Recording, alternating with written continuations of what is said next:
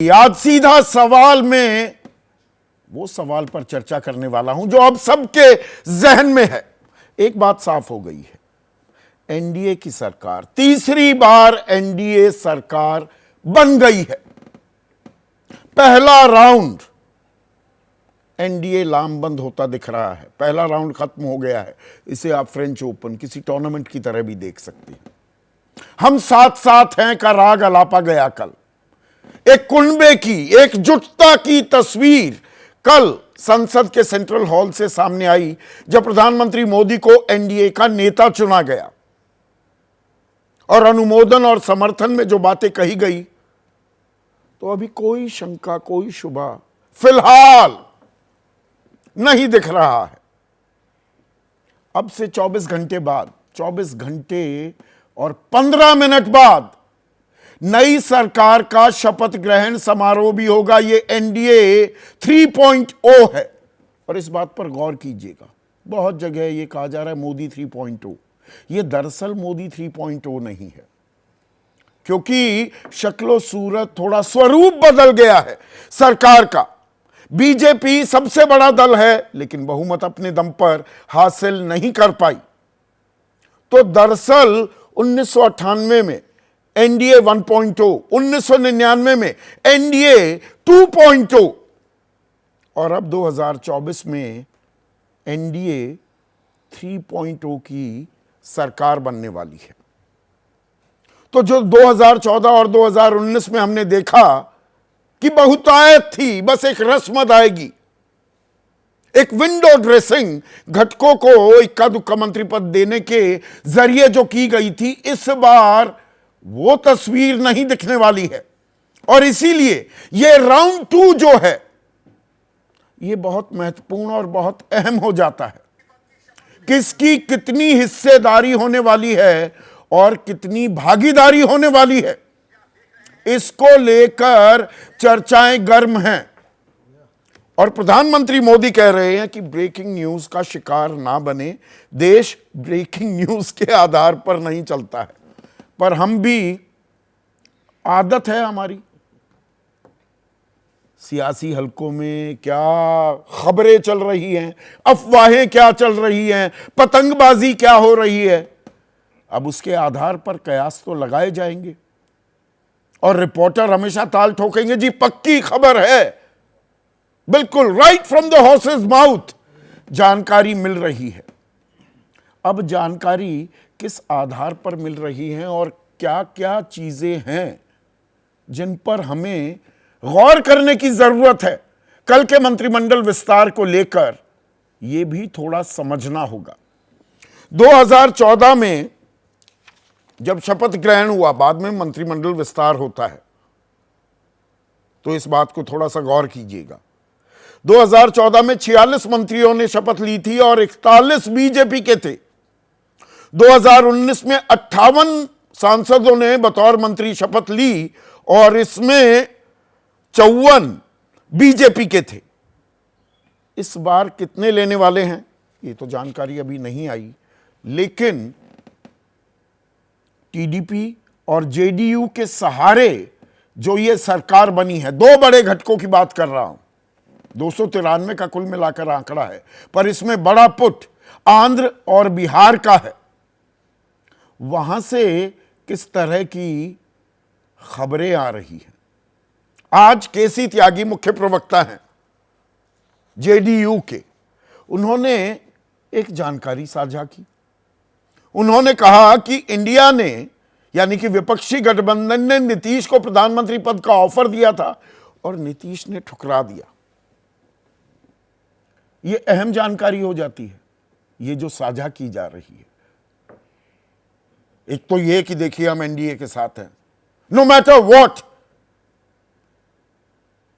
किसी भी संभावना और आशंका को वो खारिज करते हुए बता रहे हैं हम तो अब एनडीए का हिस्सा हैं, जो बात कल नीतीश कुमार ने खुद भी कही, प्रधानमंत्री के बाद में पैर भी छुए थे। पर यह बताना कि हमारे पास प्रधानमंत्री का भी पद था, क्या यह एक दबाव की राजनीति और रणनीति का भी हिस्सा है कि ढंग के मंत्रालय दिए जाएं, वही हिस्सेदारी और भागीदारी का खेल। और इसमें कि आप बिहार का ख्याल तो रखेंगे ही, तो विशेष राज्य के दर्जे की मांग भी सम्मिलित है क्या? आर्थिक पैकेज यानी कि बिहार को दिया जाना, अग्निपथ की समीक्षा, अग्निवीर योजना जो है उसकी समीक्षा का बयान केसी त्यागी ने दिया ही था 2 दिन पहले। बाद में वो थोड़ा चुप्पी साध गए। अंदर खाने से खबर आई कि बीजेपी ने कहा कि अभी होल्ड योर हॉर्सेस, अभी इस तरह के बयान मत दीजिए, सुलझा लेंगे सब कुछ, समीक्षा तो चल ही रही है, एक समिति हमने बना रखी है। और यूनिफॉर्म सिविल कोड यानी कि कहीं बात कॉमन मिनिमम प्रोग्राम या नेशनल एजेंडा फॉर गवर्नेंस जो एनडीए नाम देता है, वो भी क्या कोई शक्ल अख्तियार करेगा? अभी घटक शांत है। उधर टीडीपी की तरफ से जो खबरें आ रही हैं, कल तो केंद्रीय मंत्रिमंडल अपनी शपथ ले लेगा। 12 जून को चंद्रबाबू नायडू आंध्र प्रदेश के मुख्यमंत्री के तौर पर शपथ लेंगे, चौथी बार वो शपथ लेंगे एज चीफ मिनिस्टर।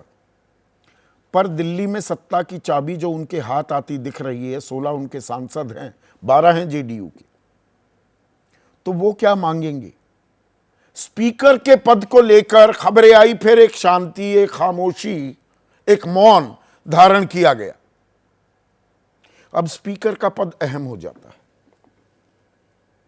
क्योंकि हमने पिछली 17वीं लोकसभा में देखा कि एक शगल सा बन गया था, एक परंपरा बन गई थी निलंबित करना सांसदों को। बात बात पर निलंबन हो रहा था। पिछले 1 साल में तो यह बहुत हुआ, 80-90 तक आंकड़ा पहुंच गया। तो ऐसे में संजय सिंह जो राज्यसभा सांसद हैं, वरिष्ठ नेता हैं आम आदमी पार्टी के, उनका बयान दिलचस्प हो जाता है। उन्होंने कहा स्पीकर टीडीपी का होगा तो गठबंधन और आम आदमी पार्टी समर्थन करेंगे।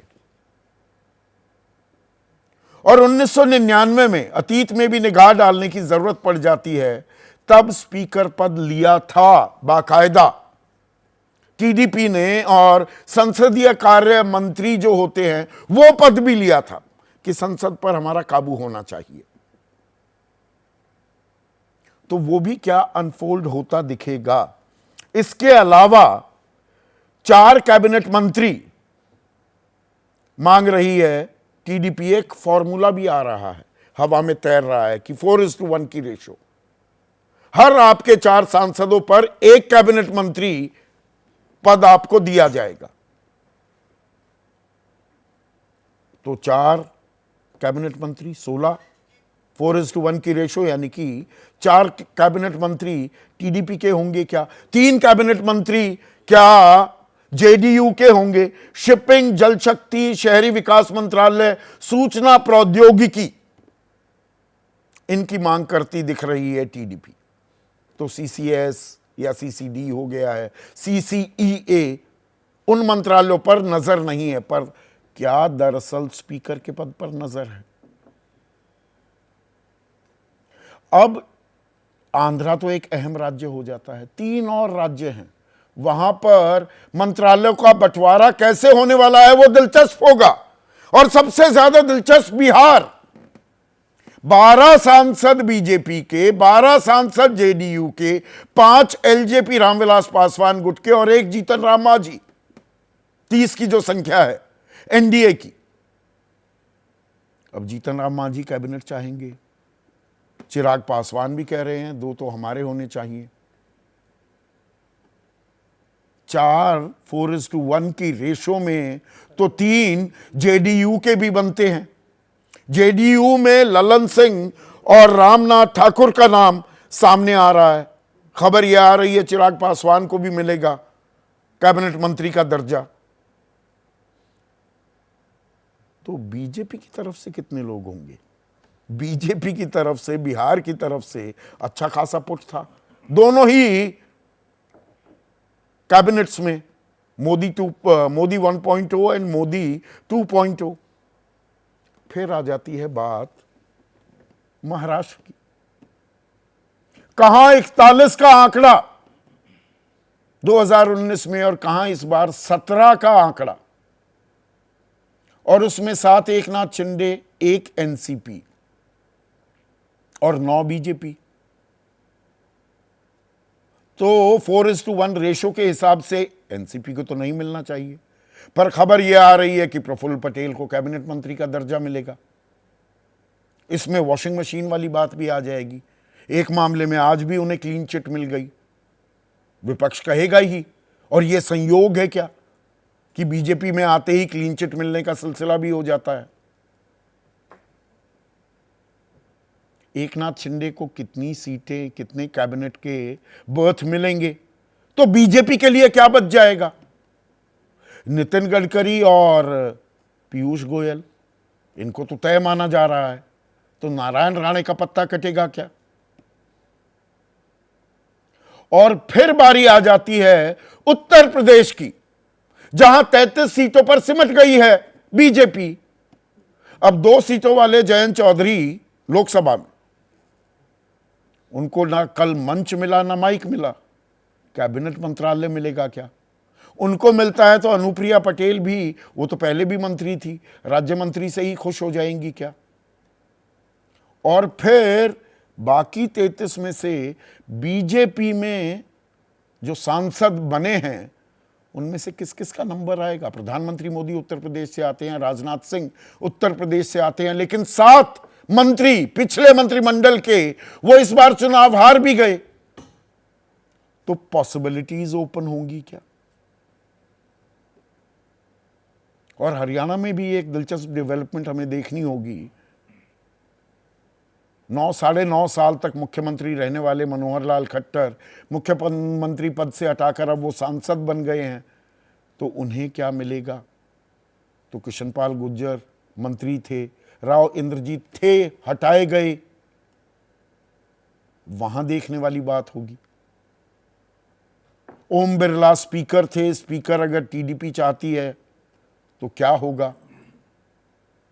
और यह तय माना जा रहा है कि भाई रक्षा हो, गृह हो, विदेश हो, वित्त हो, शिक्षा मंत्रालय हो और सूचना और प्रसारण मंत्रालय, यह तो बीजेपी नहीं छोड़ने वाली है।